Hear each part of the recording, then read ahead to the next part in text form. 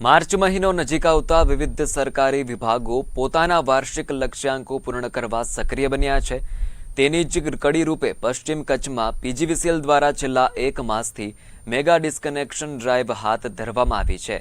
1.50 લાખ ગ્રાહકોનું અંદાજિત 89 કરોડ રૂપિયાનું વીજ બિલ બાકી હોવાનું સામે આવ્યું છે। છેલ્લા એક માસમાં 89 કરોડના બાકી વીજ બિલ સાથે 19.30 લાખ રૂપિયાની વસૂલાત કરવામાં આવી છે, જે કુલ બાકી રકમ સામે મહત્વપૂર્ણ ગણાય છે। છતાં પણ મોટી રકમ હજી બાકી હોવાથી તંત્ર કાર્યવાહી વધુ કડક બનાવવાના મૂડમાં છે। આજે અમે ડ્રાઈવ ચાલુ કરી છે અને આ ડ્રાઈવ અમારી કન્ટિન્યુઅસ હવે ચાલુ જ રહેશે।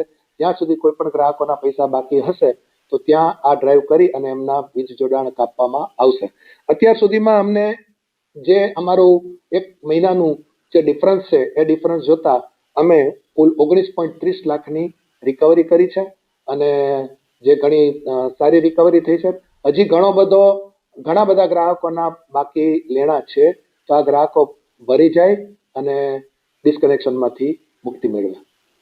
અમારે ટોટલ 89.3 કરોડ રૂપિયા અમારા ગયા મહિનામાં બાકી હતા, જેના સાપેક્ષમાં અત્યારે હજુ પણ 70 કરોડ રૂપિયા પશ્ચિમ કચ્છના બધા જ ગ્રાહકો, જે વિવિધ ગ્રાહકો છે, આશરે 1.5 લાખ જેટલા, એમની પાસેથી રિકવરી કરવાની બાકી છે।